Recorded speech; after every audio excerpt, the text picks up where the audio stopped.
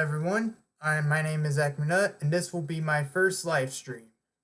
So for today's live stream, I will be reading an excerpt from the book Star Wars Bloodline, which is written by Claudia Gray. Now, this novel takes place around 6 years before Star Wars: The Force Awakens, and it focuses on Leia Organa, who was by then a senator in the New Republic, and by the end of it, she leaves the Senate and forms the Resistance. So, here we go.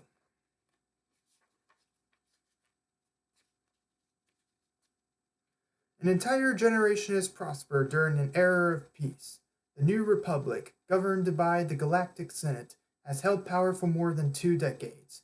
The wars that divided the galaxy are fading into legend. Yet, conflict has begun to take shape within the Senate.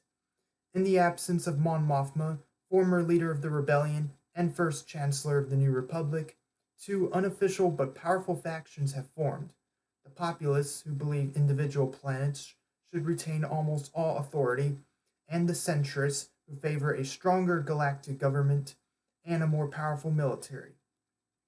Only the greatest heroes of the war are still honored by all. A ceremony honoring the memory of Bail Organa has drawn the Senate together in rare harmony. It is a day of celebration, but even now the divisions among the worlds of the galaxy are growing wider.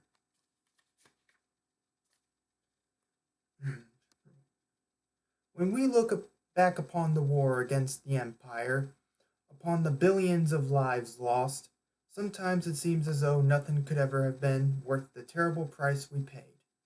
But when we think of those people who perished in the conflict, let us remember that they died for justice, for liberty, for the extraordinary peace we now enjoy. Senator Ty Lengar held out his arms, taking in the entire celebration on Hosnian Prime. The brilliant sunshine, the aquamarine sky, the countless citizens of 1,000 different species gathered together beneath the colorful flags of their worlds. The beauty and promise of the New Republic seemed to be laid before them all. This is what we fought for. Everyone applauded. Many cheered. Senator Leia Organa clapped along with the rest and thought, "Too bad it's fallen apart." To the majority of the observers, most of them among the enormous number of citizens who had traveled to Hosnian Prime for the dedication ceremony and concert, the many senators clustered in the stands, would appear to be a sign of solidarity and strength. Planets from the core worlds to the outer rim were represented. Humans wore the cloaks, robes, and ceremonial gear of countless different cultures as they watched the ceremony alongside species from the Aqualish to the Ithorian, from the large-eyed Mon Calamari to the small woolly Shafton, in what looked like perfect unity. Leia's sharper eyes traced the invisible line between the 2 halves of the gathering: centrist senators on one side, populist senators like herself on the other. The physical gap couldn't have been measured, but the philosophical one widened every day. Soon that gap would broaden into a crevasse, one deep enough to reveal how fragile the peace really was. Stop it, Leia forced herself to think positively. Rather occasionally, galactic politics has always had its parties, factions, divisions. It always will. Not every ideological conflict leads to a complete governmental breakdown, but the unease that stirred just beneath the glossy surface of the ceremony reminded her of the final days of the Imperial Senate. Polite words cloaking implied threats, a near complete lack of trust among worlds. The mood felt all too familiar. Then again, the Imperial Senate actually made decisions once in a while. See, history isn't repeating itself after all, she thought sorrowfully. Leia took pleasure in exactly one aspect of this gathering: the new statue they had come together to dedicate. The 70-meter-high statue that had been carved of Jalukini foxstone, which sparkled transparent as diamond in bright light, then turned a pale opaque gray-green in darkness.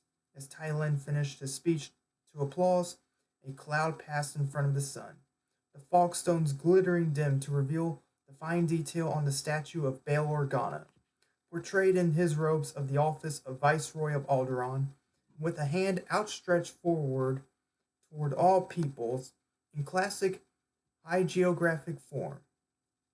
Yet his face had been as accurately and lovingly carved as the most intimate portrait.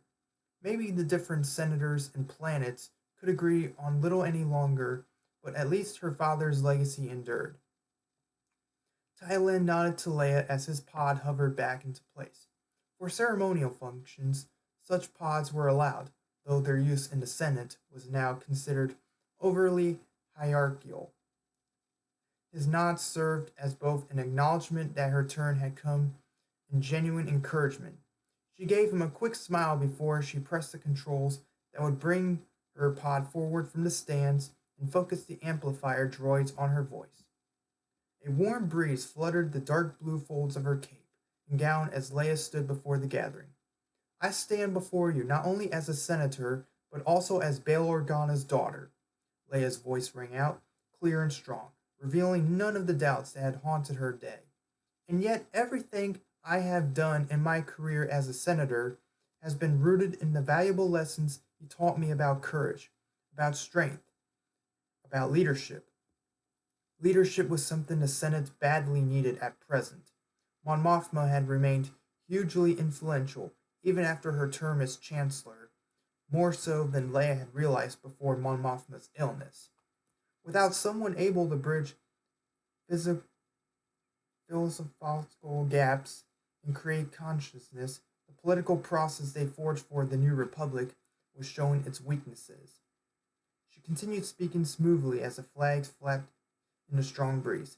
He stood as Viceroy of Alderaan at the beginning of a dark time for our entire galaxy. A hush fell over the crowd at the mention of her dead planet's name. Leia pretended not to notice.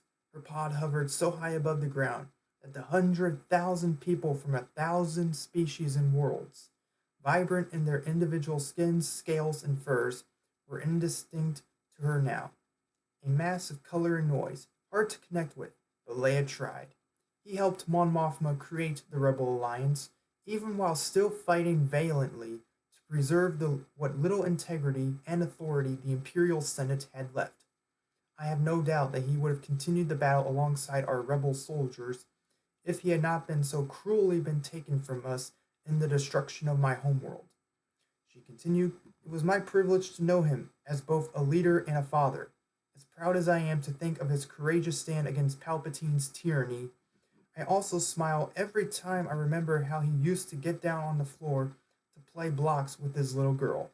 Fond laughter rippled through the audience. Good. She woke the crowd, won them over. Time for Leia to say the words her listeners wouldn't want to hear. He taught me so much about politics, leadership, and war. But above all, he taught me that no price is too great to pay for our ideals.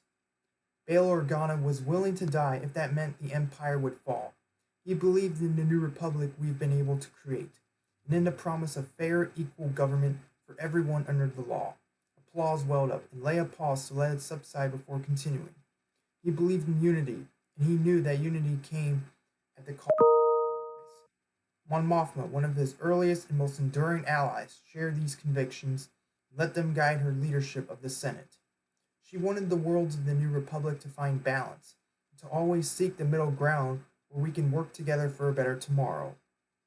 This won more applause, but the sound was muted now. Populists and centrists agreed on only one point these days. Compromise was for the weak. Leia looked at the statue and imagined herself speaking directly to Bail Organa as she concluded.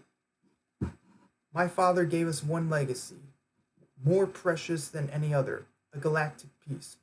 All of us here today have inherited the responsibility to preserve that peace from this day forward. Only by doing so can we truly honor and remember him. Applause and cheers welled up, deafeningly loud, in a display of enthusiasm greater than any Leia had seen in a long time. Had people actually heard her message? Did they understand how fragile peace had become? Would they now urge their senators to overcome their endless petty bickering and finally give the galaxy the leadership it deserved? Then she heard the high, silvery sound of X-Wing's fighters overhead. The military air show had begun. That was why the crowds were cheering. They hadn't heard her last words at all. That was a disappointment, but not a surprise. As the X-Wing split into a dramatic new formation, Leia sighed and hit the control that would levitate her pod back into the senatorial stance. If nobody was listening, she might as well enjoy the show.